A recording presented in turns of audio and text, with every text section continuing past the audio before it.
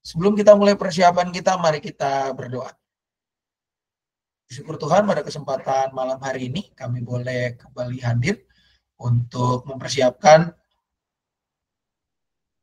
materi mengajar kami untuk minggu ketiga sampai dengan kelima bulan Juni 2025 ini ya Tuhan. Berkati jalannya persiapan ini dari awal hingga selesai. Dalam nama anak Tuhan Yesus Kristus kami berdoa. Amin.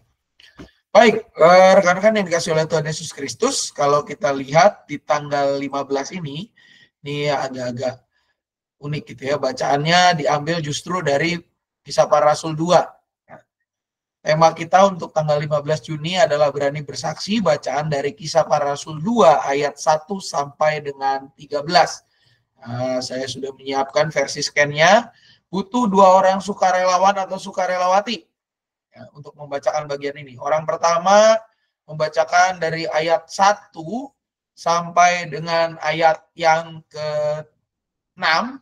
Lalu orang kedua ayat 7 sampai dengan ayat 13. Silakan. Kisah Para Rasul 2 ayat 1 sampai dengan 6. Siapa yang bersedia untuk membacakannya? Satu orang. Boleh saya bacakan? Jelas nggak Pak Sen? Sekarang berarti Bu Lina ayat 1 sampai ayat 6. Sekarang orang kedua ayat 7 sampai 13. Silakan. Satu orang.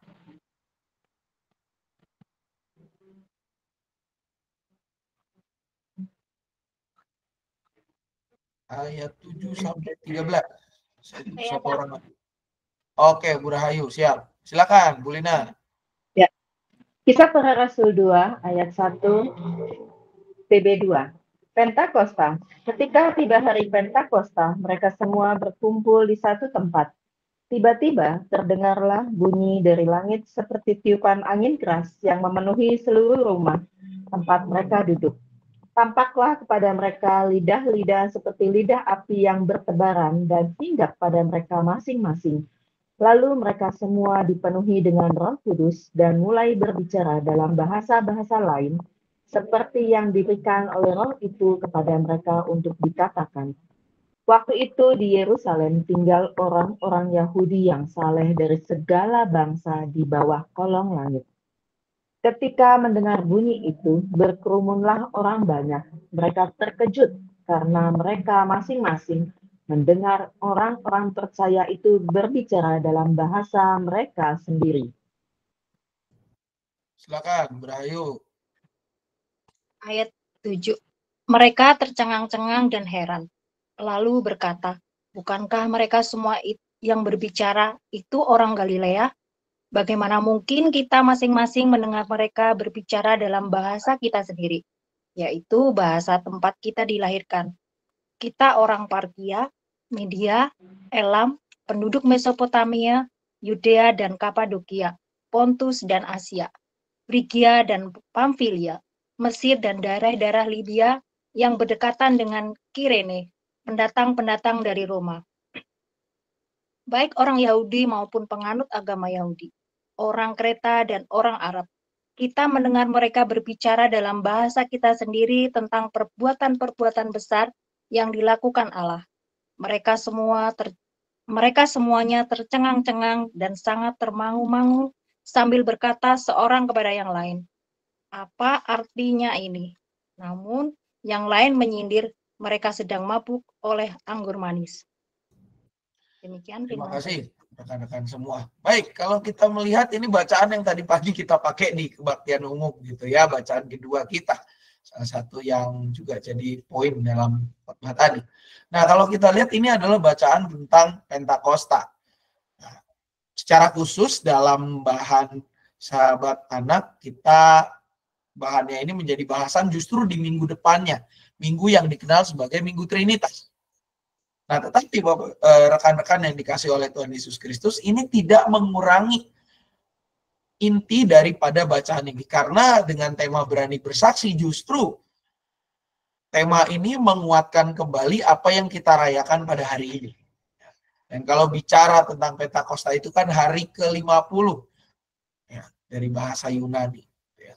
Dan di dalam peristiwa yang dirayakan ini, kalau kita lihat pada hari itu orang-orang sedang ramai berkumpul karena memang sedang ada perayaan di situ, ya, perayaan pesta panen juga. Nah, di dalam situasi ini, Bapak Ibu serta saudara-saudari sekalian, justru kita bisa melihat bagaimana Tuhan memperlengkapi dan memperlengkapi, menolong, bahkan menguatkan ke-12 murid yang dikatakan sebagai orang Galilea, orang yang kuper. Ya, orang Galilea itu dikenal sebagai orang yang kuper. 12 murid Yesus ini dikenal sebagai orang-orang yang kuper. Mereka nggak pernah berjalan lebih jauh, nggak pernah pergi ke luar negeri. Ya, hidupnya di situ-situ aja, gitu ya. Rata-rata di daerah Galilea dan sekitarnya. Sehingga ketika terjadi peristiwa Pentakosta, di mana ada suara, ada angin, dan juga ada lidah-lidah api, mereka diberikan kemampuan untuk berbicara dalam berbagai bahasa. Tergantung bahasa yang diberikan oleh roh itu kepada mereka. Makanya kalau kita lihat, ketika terjadi peristiwa tersebut, orang-orang yang hadir pada saat itu, mereka langsung tercengang dan heran. Kok bisa orang yang nggak pernah kemana-mana, orang yang ya pada saat itu nggak terlalu kalau orang yang biasa keluar daerah, ya mereka pasti akan bisa mempelajari budaya dengan lebih baik, mempelajari bahasa salah satunya. Orang-orang ini kan nggak pernah jauh-jauh dari daerahnya. Dialeknya mereka itu pasti yang mereka dengar ya dialek Galilea lagi, gitu ya. Bahasa Yahudi bahkan cenderung ke dialek Aramaik. Kok bisa orang-orang ini justru berbicara dalam bahasa-bahasa tempat orang-orang dilahirkan, orang Partia, orang Media, orang Elam, daerah sekitar Israel tapi di luar Israel. Mesopotamia, ya, Irak daerah situ. Yudea dan Kapadokia. Yudea itu memang agak ke bawah gitu ya, daerah Israel Selatan. Kapadokia ya yang terkenal dengan balon udaranya itu gitu ya. Pontus dan Asia kecil. Frigia dan Pamfilia, Mesir dan daerah-daerah Libya, berarti sampai ke orang daerah Afrika bagian utara. Libya itu kan secara geografis, Bapak Ibu Saudari, kalau kita lihat peta Afrika, mereka itu yang di utara. Tempatnya si Muammar Gaddafi almarhum itu, bagian utara, ladang minyak. Ya. Berdekatan dengan Kirene. Pendatang-pendatang dari Roma bahkan. Orang-orang Eropa yang bahasanya beda lagi. Baik orang Yahudi maupun penganut agama Yahudi, orang Kreta, sebuah pulau yang punya peradaban yang cukup bagus gitu ya, Pulau Kreta, dan orang Arab. Mereka justru mendengar para rasul ini berkata-kata bahkan membicarakan tentang kebaikan Tuhan dalam bahasa-bahasa yang di luar pandangan orang-orang.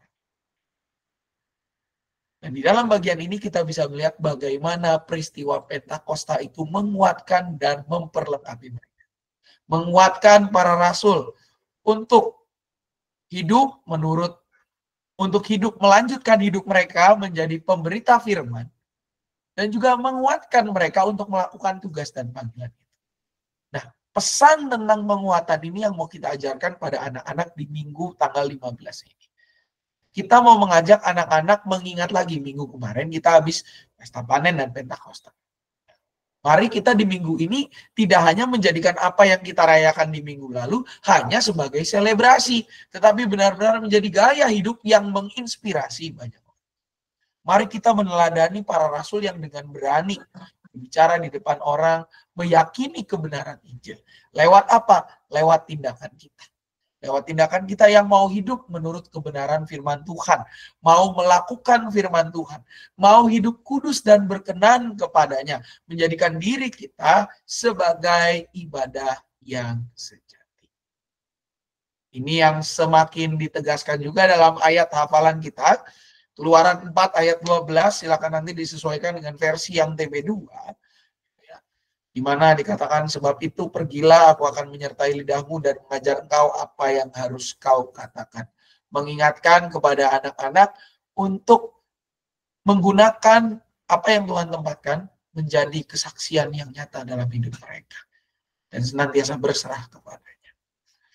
Itu minggu pertama rekan-rekan sebelum masuk aktivitas. Oh, tambah lagu-lagunya. Minggu pertama, sorry. Minggu tanggal 15. materinya dan juga ayat hafalan untuk semua kelas dan lagu-lagunya ada di sini. Silakan jika ada mau menambahkan.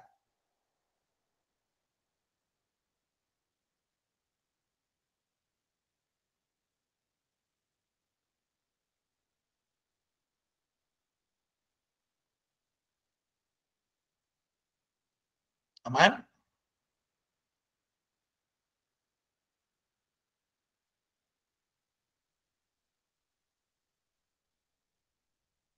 Kalau tidak ada respon, berarti aman. Oke. Untuk aktivitasnya, rekan-rekan semua, jadi diingat ya, jangan sampai ada yang salah lagi nih di urusan per draft-draftan ini. Yang saya urusan draft kalau ada salah. Ya. Ayat hafalannya Keluaran 4 ayat 12 untuk tanggal 15 Juni besok ya. Keluaran 4 ayat 12. Channel Kitab Kisah Para Rasul 2 ayat 1 sampai dengan 13. Ya, temanya berani bersaksi dan lagu-lagu yang disarankan ada di sini. Ya, bisa dicek semua ini. Nomor 1 doang yang saya kurang hafal gitu ya. 2 sampai dengan 5 aman. Ya. 2 juga kurang tahu sih, tapi 3 sampai 5 aman lah. Oke, untuk aktivitasnya rekan-rekan yang dikasih oleh Tuhan Yesus Kristus untuk kelas Daniel, Esther, Daud aktivitasnya ini ya dengan membuat seperti anggaplah ini pembatas Alkitab gitu ya. Tinggal nanti diwarnai boleh gitu ya. Pokoknya di dekor lah seindah mungkin untuk menjadi pembatas Alkitab di Alkitab mereka. Itu kelas Daniel, Esther, dan juga Daud. Untuk rekan-rekan yang dari Bogor Pengadilan itu berarti kelas Balita Batita, itu kelas Daniel. Kelas Esther itu adalah kelas TK. Dan untuk kelas Daud itu 1 sampai dengan 2 SD. Ya, 1 sampai 2 SD. Untuk kelas YS, ya. Boleh tanya, kalau ini aktivitasnya guru kelas yang menyiapkan atau kayak di pengadilan kan ada tim kreativitas, jadi kita udah tinggal terima aja guru-guru pengajar. Kalau ini nanti gimana ini Bu, untuk aktivitas guru kelas Bu yang nyiapin.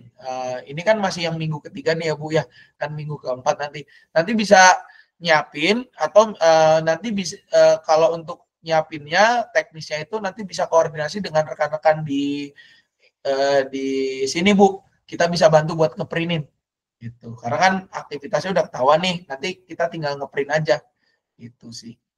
Yang nyiapin tetap dari ibunya sih Bu gitu. Siap, sama-sama Bu. Oke, ini kembali lagi tanggal 15 rekan-rekan kelas Daniel sampai dengan Daud aktivitasnya ini. Lalu untuk Yeskiel sampai dengan Immanuel, ini ya aktivitasnya gitu ya. Siapin satu karton nanti doanya mereka tulis ditempel di situ gitu ya. Bisa jadi doa syafaat bersama ini aktivitasnya. Untuk kelas Yeskiel dan juga sampai dengan Musa. Yeskiel 3 sampai dengan 4 SD, Musa berarti 5 sampai dengan 6 SD. Diingat ya rekan-rekan aktivitasnya seperti ini. Ada yang mau memberi tanggapan? Silakan.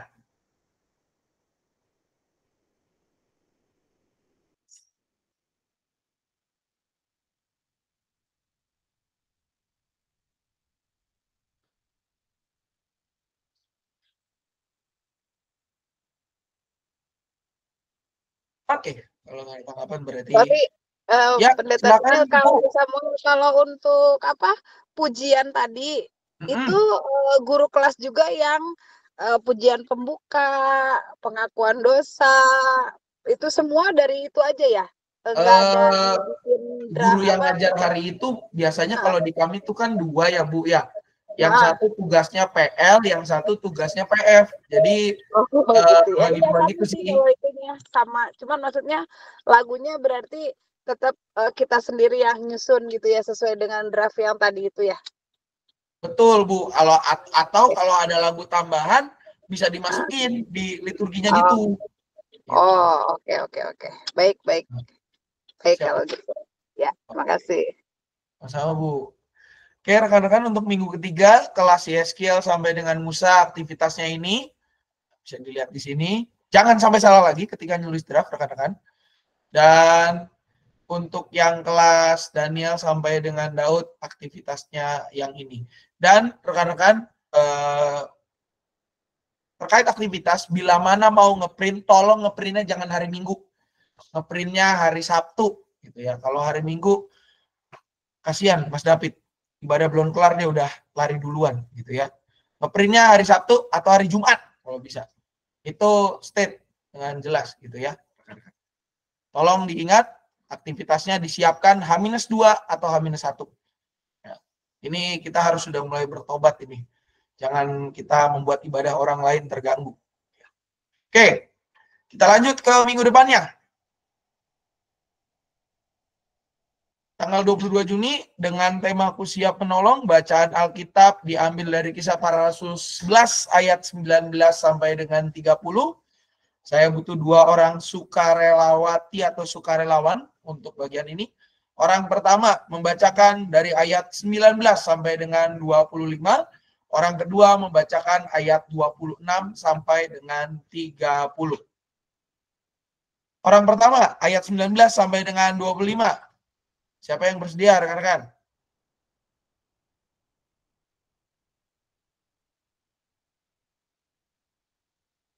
Baik, saya boleh. Oke, boleh. Terima kasih, Bu Sri.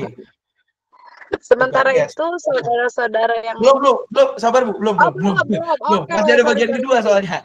Sabar. Kita cari 2 orang, Bu. Ya. Ayat 26 sampai dengan 30. 1 orang, siapa?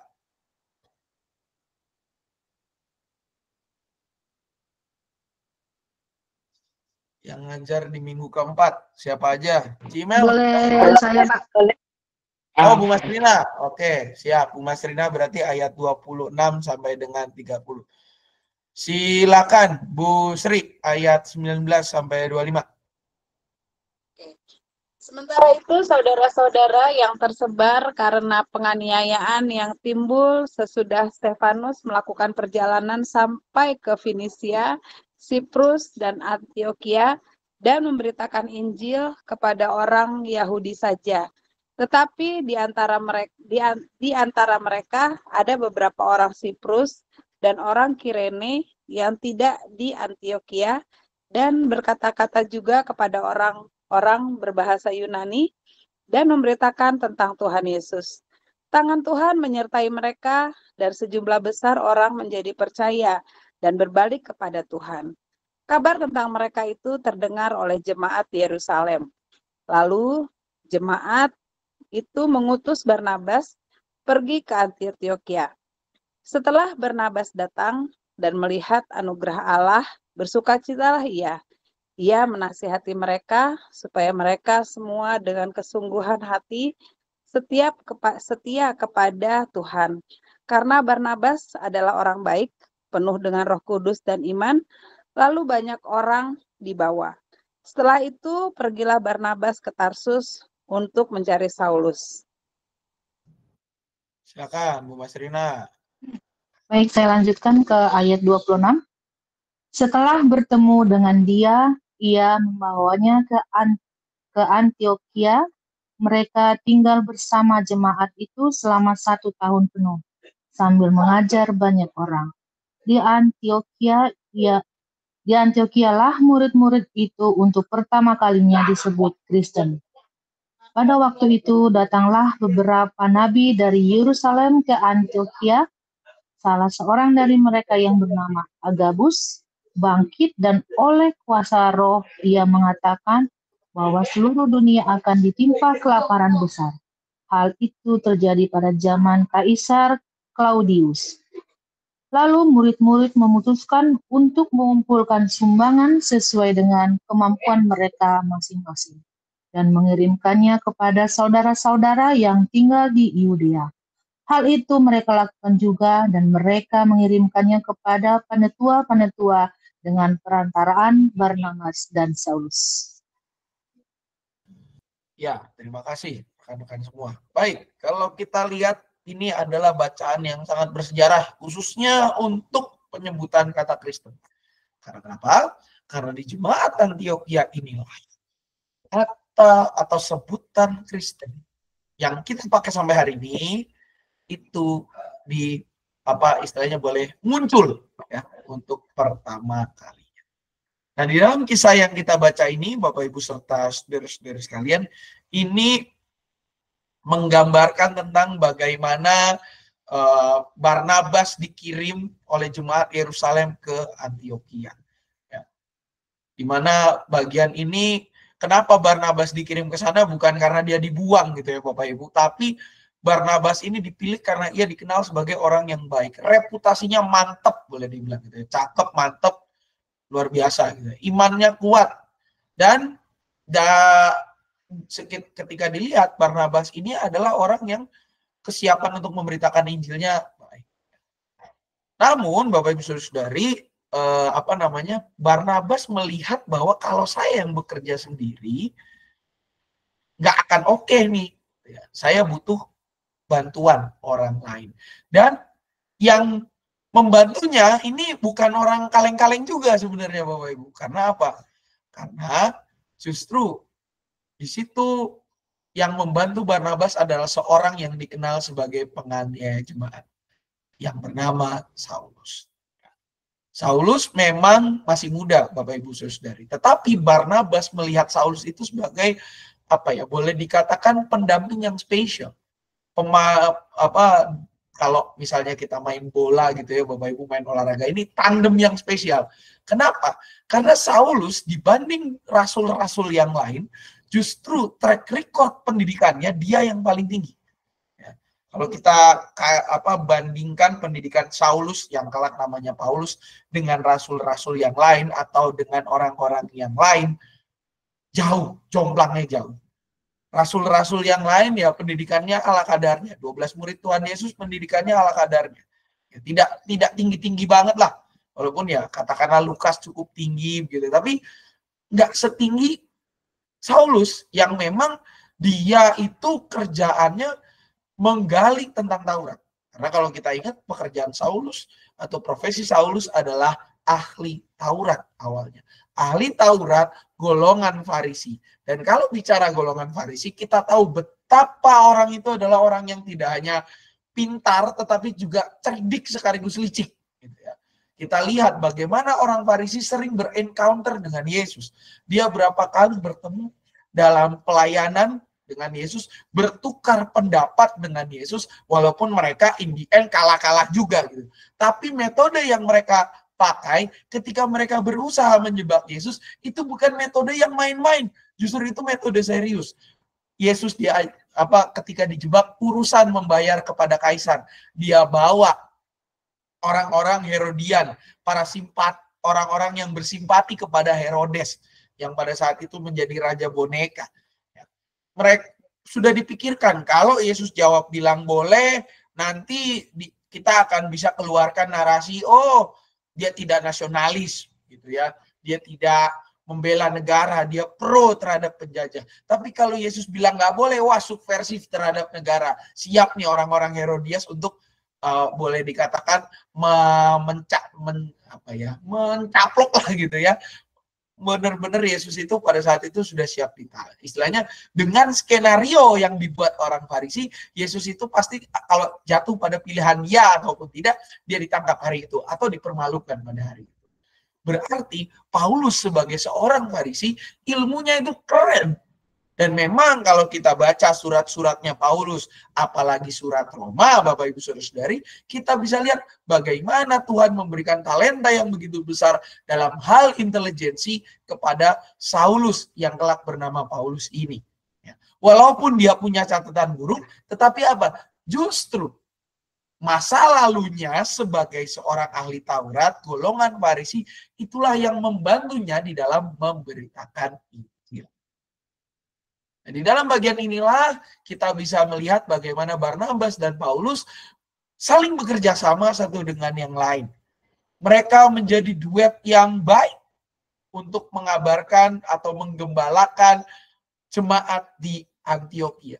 Dan keteladanan itu yang juga diteladankan kepada jemaat. bahwa jemaat di Antioquia walaupun mengalami tantangan, mengalami kesulitan, mereka bertumbuh. Ketika terjadi kelaparan, mereka tidak memikirkan dirinya sendiri, tetapi mereka memutuskan mengirimkan bantuan kepada sanak saudara di Yerusalem. Walaupun orang-orang di Antioquia ini juga terkena dampak dari kelaparan. Mereka tidak berorientasi untuk keutamaan diri sendiri, melainkan mau menolong di dalam kebersamaan. Nah, ini yang mau kita ajarkan pada anak-anak. Kenapa? Anak-anak kita, Bapak Ibu Saudara-saudari, mereka hidup di dalam era yang menggoda untuk terjatuh pada individualistik, gitu ya. Era individualistik membuat kita tidak lagi peduli pada sesama. Dan anak-anak kita lebih cenderung memikirkan dirinya sendiri ketimbang orang lain. Satu kali sebelum sekolah libur gitu ya Bapak Ibu, gitu kan dekat dengan penabur rumah ini, saya iseng-iseng nanya gitu kepada anak-anak yang baru pulang sekolah gitu ya. Kalian dengar nggak soal bencana alam di sini? Atau kalian tahu nggak yang gampang, yang masih ya sebenarnya ramai, perang Rusia Ukraina lah yang gampang gitu ya. Semua orang pasti tahu. Mereka dengan sederhana menjawab, kami nggak tahu Pak, dan kami nggak peduli dengan itu. Yang penting kami peduli dengan apa? Dengan apa yang mereka sukai. Kalau mereka sukanya main game, ya pedulinya dengan dunia game saja. Kalau mereka sukanya masak-masakan, dia peduli dengan masak-masakan. Dengan di luar hal itu mereka nggak peduli. Melalui materi ini, kita mau mengajak anak-anak untuk peduli. Meneladani jemaat di Antioquia dan juga Barnabas dan Saulus yang mau bekerja sama. Peduli terhadap keseharian. Kita mau mengajarkan mereka untuk menjadi anak-anak yang saling membantu. Mau berempati dan bekerja sama. Tidak mementingkan diri sendiri, melainkan mementingkan kepentingan bersama. Ini yang kemudian semakin dinyatakan lewat ayat hafalan kita yang diambil dari Galatia 6 ayat 2. Tinggal disesuaikan dengan versi TV2. Gitu ya. Seperti ini ayat Alkitabnya, bertolong-tolonglah menanggung bebanmu, demikianlah kamu memenuhi hukum Kristus. Dan juga lagu-lagu pendukungnya ada di sebelah kanannya. Jika ada pertanyaan atau tambahan, dipersilakan rekan-rekan. Atau ada respon, silakan. Kalau ada tambahan atau apa.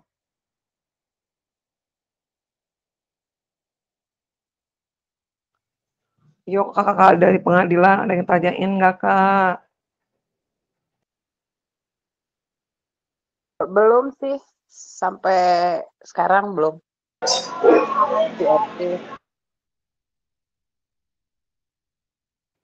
Oke, mantap rekan-rekan. Kita lanjut ke bagian aktivitas. Aktivitasnya rekan-rekan untuk yang kelas ini mohon review juga ya dari teman-teman. Kalau Daniel sampai dengan Esther, maka akan dibuatkan. Karena saya yakin dan percaya anak TK dan Batita belum bisa menggunting dengan baik. Ya. Apalagi yang Batita dan Balita. Kalau masih bayi dibawa ke sekolah minggu, dia pasti belum bisa ngegunting. Kelas Daud, apakah sudah bisa ngegunting hari itu? Siapa yang biasa ngajar di kelas Daud, rekan-rekan? Karomai. Karomai. Karomai, kalau anak kelas Daud udah bisa ngegunting. Bukannya pertukaran Pak tanggal 20 dia kelas Daud. Kenapa Bu Sam? Tanggal 22 kan pertukaran GSM. Betul Bu. Makanya mau memastikan udah bisa belum. Kalau sudah bisa menggunting, berarti nanti untuk rekan-rekan yang mengajar di kelas Daud, aktivitasnya seperti ini ya, rekan-rekan dari GKI Bogor Pengadilan. Ya. Daud Diajak, itu kelas berapa ya Kak? 3, 4, 5 ya? Atau 1, 2, 3? Kalau dari surat yang klasis kan 1 sampai 2 ya. Oh, 1 sampai 2. Oh, oke. Kelas Daud itu 1 sampai 2, Bu. Oh, 1 sampai 2. 1 sampai 2 SD, ya. Atau mau tuker ke yang kelas 3, 4 juga terserah sih. Kita juga happy-happy aja gitu. Kebetulan Tapi kalau di sini Kak Doroti ngajar di kelas 4, saya sendiri di kelas 3. Kak Ayu sendiri dia pemusik itu di kelas 2. variatif ya. Makanya Iya. kalaupun di kelas 3, 4, oke, di 1, 2 juga nggak apa-apa. Karena saya dulu juga sebelumnya di kelas 1. Oke. Berarti ya udah kembali ke ngikutin aja surat dari kelas 1 2 SD. Itu Siap, ya. Sebagaimana di ini kan. siap. Oke, berarti nanti untuk polanya mungkin nanti Bu Sri bisa koordinasi dengan Bu Samtini, ketua KA kami untuk pencetakannya. Nanti kita bisa bantu printkan, begitu ya ininya. Baik.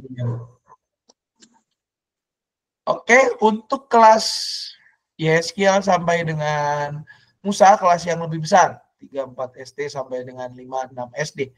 Untuk aktivitasnya, rekan-rekan semua, nah ini nih seru nih, main kuis gitu ya. Saya satu kali jalan ke kelas YSKL atau kelas Musa, saya lupa di situ ada coklat yang cukup menggiurkan gitu ya, dan masih satu pack. Mungkin kita bisa main dan membagikan rewardnya seperti itu. Aktivitasnya kita mau tanya anak-anak gitu ya, main bagi kelompok menjawab pertanyaan yang tertera di dalam daftar berikut ini, begitu ya. Ini untuk kelas YSKL sampai dengan Musa. Jadi tolong diingat rekan-rekan, jangan ketukar aktivitasnya. Ya.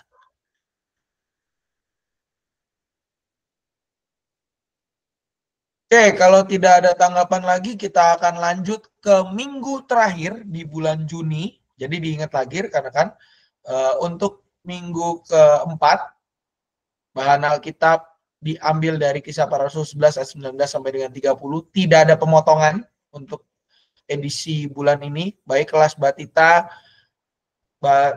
Balita, Daniel Esther, dan seterusnya. Tidak ada pemotongan bahan Alkitab. Ayat Alkitab, ayat hafalannya dari Galatia 6 ayat 2, lagu-lagu pendukungnya seperti ini. Kelas Daniel, Esther, Daud, aktivitasnya yang menggunting ini. Lalu kelas Yehezkiel sampai dengan Musa, aktivitasnya yang menjawab pertanyaan dengan membagi kelompok seperti ini. Oke, kita maju ke minggu kelima, rekan-rekan, dengan judul ini saya nggak mau pakai rumus hijaunya ini, tapi langsung saja dengan iman yang nasionalis. Bacaannya tetap sama, Kisah Para Rasul 10 ayat tidak pakai B, langsung 34 sampai dengan 36, gitu ya, dengan tema iman yang nasionalis. Saya butuh satu orang untuk membacakan, dan mohon maaf, skenannya belum dibuat untuk skenan Alkitabnya. Barangkali ada satu orang rekan-rekan yang dengan rela hati dan tanpa paksaan mau membacakan bagian Alkitab dari Kisah Para Rasul 10 ayat 34 sampai dengan 36. Satu orang aja cukup. 3 ayat. Siapa yang bersedia?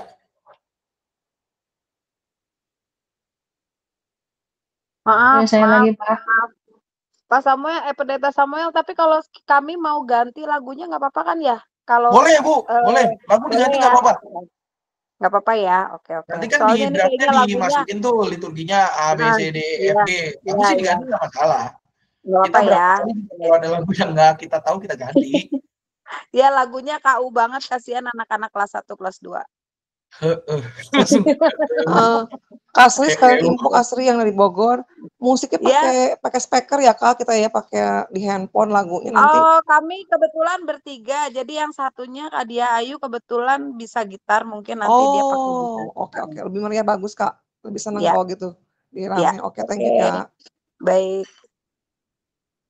Oke, tadi Bu Mas Rina mau bantu baca ya? Betul ya, Bu?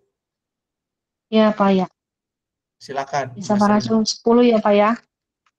Ya, betul, Bu.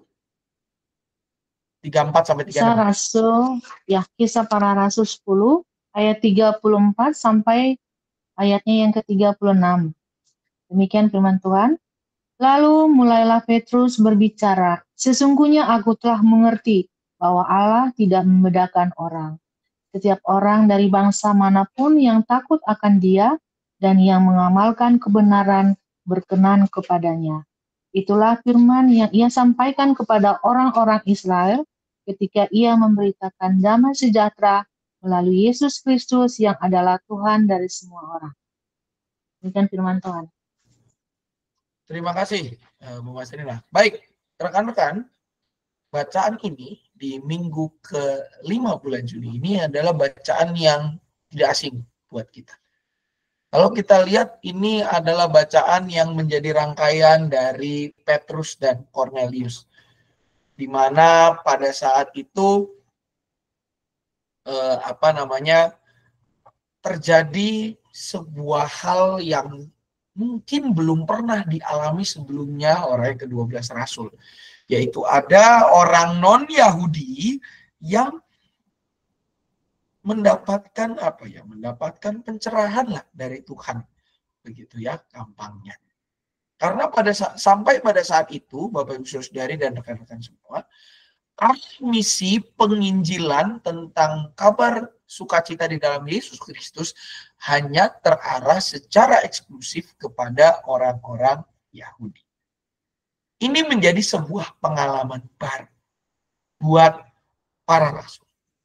Makanya ketika pada saat itu terjadi pergunjingan, kalau kita membaca kisah para rasul 10 ini dengan lengkap, kita bisa lihat bagaimana Petrus itu mempertahankan pandangan lamanya bahwa ketika Tuhan menurunkan binatang-binatang dan Tuhan mengatakan sembelilah dan makanlah, Petrus langsung bilang enggak, saya nggak mau. Karena apa? Dia tahu sebagai orang Yahudi ada beberapa set of standar yang harus dipenuhi untuk dalam hal peribadahan, makanan yang halal, yang kosher, dan yang haram, begitu ya. Mana yang boleh, mana yang tidak boleh. Dan buat Petrus, ketika harus melanggar itu mengorbankan identitas keyahudiannya. Makanya melalui bacaan ini, Tuhan memberikan perspektif yang baru dalam kehidupan Petrus. Yaitu apa? Bahwa kabar sukacita Injil Yesus Kristus tidak hanya ditujukan kepada orang-orang Yahudi, tapi kepada semua bangsa, kepada setiap orang. Tidak hanya orang Yahudi, tapi juga orang Yunani. Tidak hanya orang yang bersunat, tapi juga orang yang tidak bersunat. Semua menjadi tujuan misi Allah. Oleh karena itu ketika Petrus melihat itu dan dia membawa persoalan ini ke sidang di Yerusalem, dia langsung mengatakan, sesungguhnya aku telah mengerti bahwa Allah tidak membedakan orang. Setiap orang dari bangsa manapun yang takut akan Dia dan yang mengamalkan kebenaran berkenan kepadanya. Di opening speech-nya Petrus langsung mengadres atau bahkan men-state dengan jelas bahwa pada saat ini melalui kejadian Cornelius kita itu mau dibuka pandangannya bahwa Tuhan tidak membeda-bedakan bangsa. Kita yang membeda-bedakan, Tuhan tidak. Oleh karena itu jangan kita membeda-bedakan lagi, tapi justru kita harus mengubah haluan misi kita dengan menjadi berkat bagi seluruh dunia ini. Nah, ini yang juga mau kita wartakan kepada anak-anak lewat karakter si Romo yang satu ini, begitu ya. Bisa Romo ini dijadikan sebagai ilustrasi pembuka di awal, menunjukkan bahwa sebagai seorang Kristen yang bergerak di Indonesia, iman kita adalah iman yang harusnya nasionalis. Tidak melihat bahwa hanya kita saja yang dalam tanda kutip harus mendapatkan keutamaan, tetapi benar-benar melihat bahwa semua orang sederajat dan satu di hadapan Tuhan. Melalui kisah ini kita mau mengajak anak-anak untuk benar-benar menjadi berkat. Benar-benar mau melihat bahwa Allah tidak membeda-bedakan orang. Sehingga mereka juga tidak membeda-bedakan orang. Mana yang harus jadi teman, mana yang tidak boleh jadi teman. Jangan membeda-bedakan. Justru Tuhan tidak pernah membeda-bedakan. Nah, ini yang mau kita ajarkan kepada anak-anak kita. Dan di dalam ayat hafalannya, rekan-rekan semua, ayat hafalannya diambil dari Kisah Para Rasul 10 ayatnya yang ke-35. Ya, TB2 sekali lagi. Dengan mengatakan setiap orang dari bangsa manapun yang takut akan Dia dan yang mengamalkan kebenaran berkenan kepadanya. Itu ayat hafalannya dan lagu-lagunya bisa dilihat di sini. Ya, jika ada lagu-lagu tambahan, boleh ditambahkan di sini karena yang nomor 1 tuh rada-rada bingung tuh pasti anak-anak.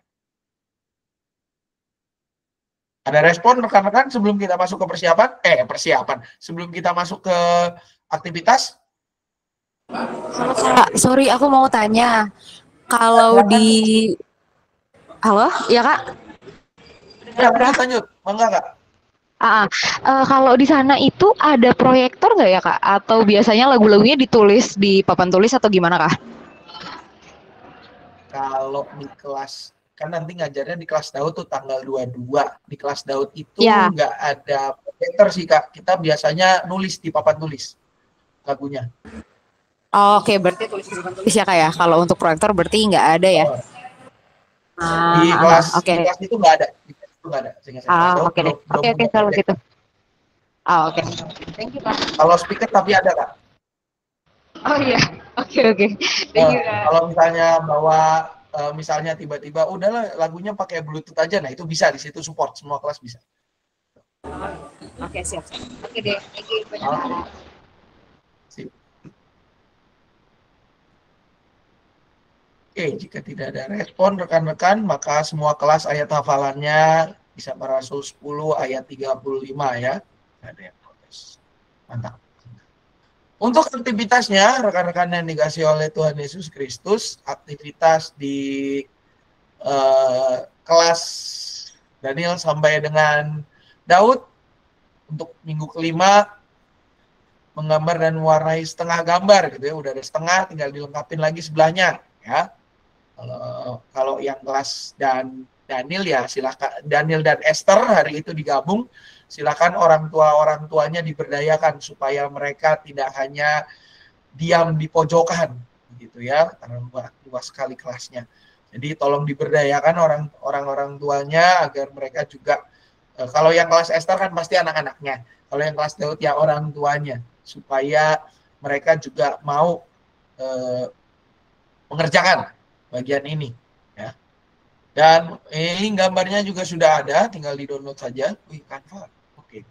Dan untuk yang kelas Yeskiel sampai dengan Musa, aktivitasnya itu ini susah ini. Kita pakai yang ya kita samain aja lah hari itu, karena yang kedua itu agak susah. Jadi yang kelas Yeskiel dan kelas Musa juga kita mau menguji ketekunan mereka dan kreativitas mereka dalam melanjutkan gambar gitu ya, seperti yang tadi di kelas Daniel sampai dengan Daud. Aktivitasnya hari itu semua sama di tanggal 29. Ada respon rekan-rekan?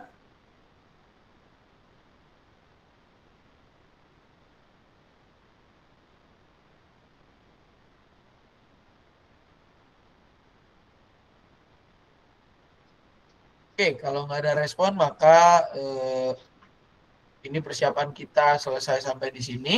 Menekankan kepada rekan-rekan juga, termasuk rekan-rekan yang dari Bogor Pengadilan yang akan mengajar tanggal 22. Yang pertama, kita ini pesan titipan dari rekan-rekan pengurus komisi anak. Yang pertama adalah mohon ikut kebaktian yang pertama ya, kebaktian jam 7 pagi di kita. Ya, kenapa? Itu bahkan sudah menjadi keputusan persidangan kita gitu ya, rekan-rekan, keputusan persidangan Majelis Jemaat.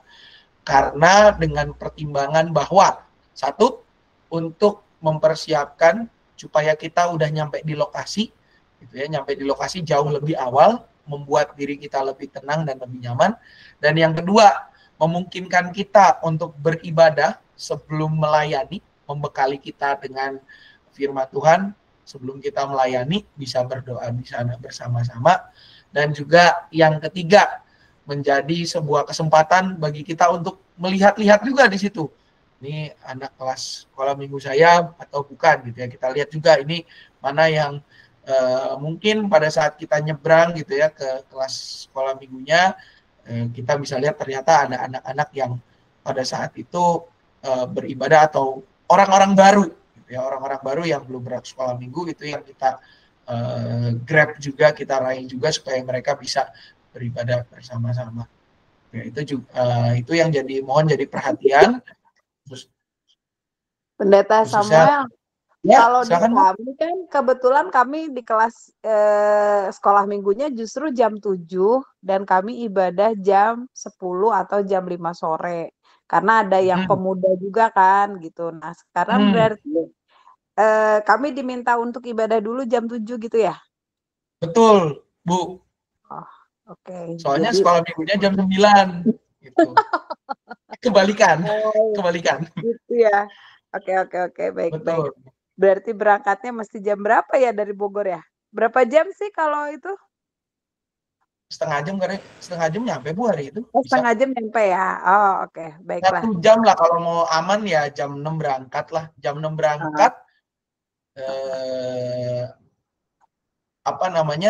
Kalau biasa pendeta Esa ke sini khotbah, dia berangkat itu jam 6 kurang, sampai di sini bisa setengah 7 lah kurang lebih. Ya udah, Kak Doroti, Kak Dia Ayu, siap-siap. Di Curug udah nggak macet kok, Bu, lancar sekarang. Tapi jangan kebablasan sampai pintu tol Parung Kuda Cibadak ya, Bu ya, baliknya jauh. Oke, baik. Oh ya, ini juga untuk rekan-rekan yang dari pengadilan, tema untuk kelas Daud, tema bahan Alkitab, ayat hafalan harus ditulis di papan tulis. Karena ada anak-anak yang kudu nulis buku laporan belajar agama di sekolahnya. Ya, kita banyak yang dari negeri juga soalnya gitu ya, rekan-rekan. Jadi itu bagian dari report mereka lah ke sekolahnya. Total anak berapa, Kak? Pendeta, total anaknya? Yang kelas yang bakal dilayanin ya, Kak ya? Yes. Berapa, Kak Romai? Atau rekan-rekan yang kelas Daud? 35 yang aktif. Oh, oke, rame juga ya. 35, sekitar 35-an lah. Baik. Rame, Bu, seru banget. Oh, seru ya. Oke. Tapi Tadinya, kalau dinding kosong ada ya? Kenapa? Dinding kosong ada ya? Kalau dinding kosong ada ya? Kalau kami dapat infokus gitu, infokus kecil yang bisa mungkin ya maksudnya dinding yang bisa ditembak, ada nggak ya di ruangan itu? Tembak ke papan tulis paling, Bu.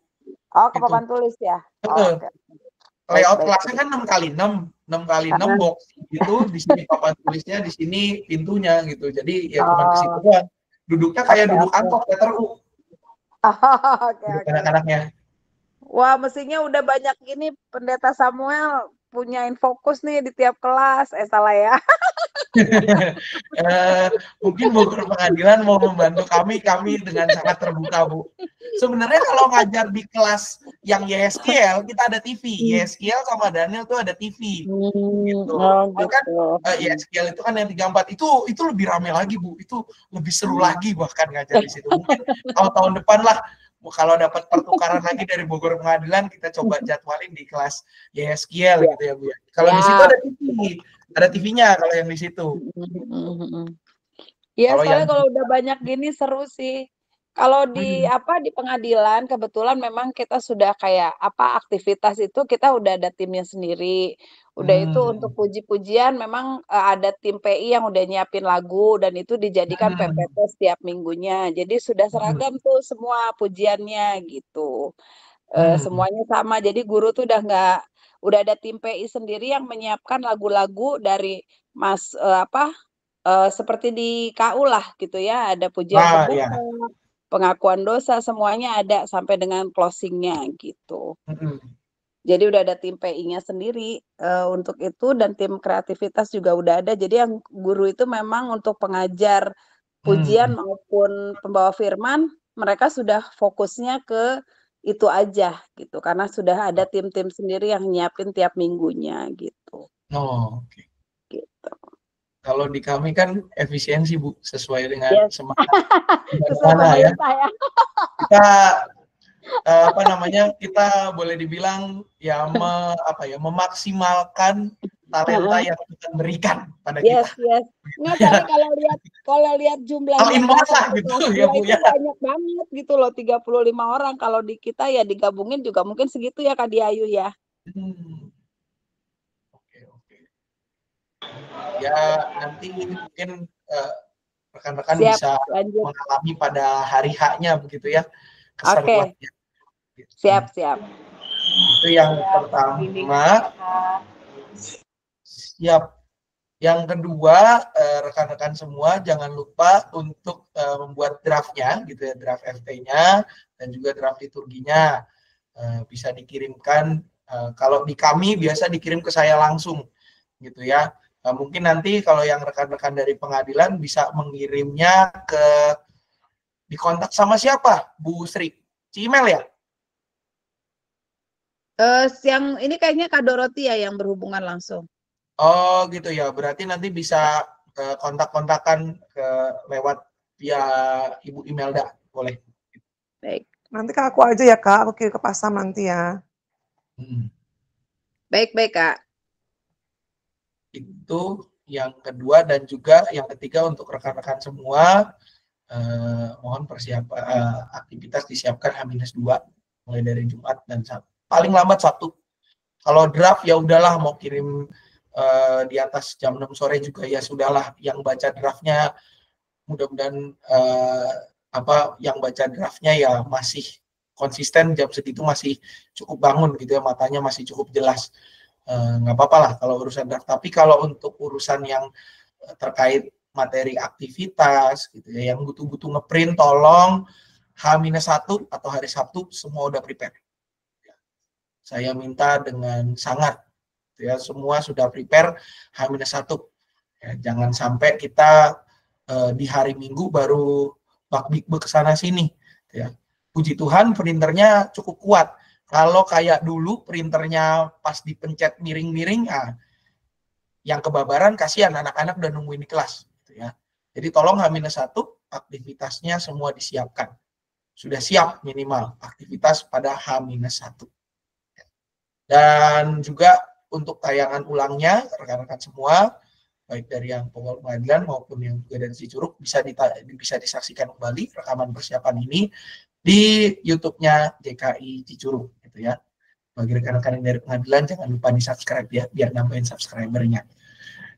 Itu aja kalau dari saya. Rekan-rekan mungkin ada tambahan dari rekan-rekan pengurus Komisi Anak, dipersilakan.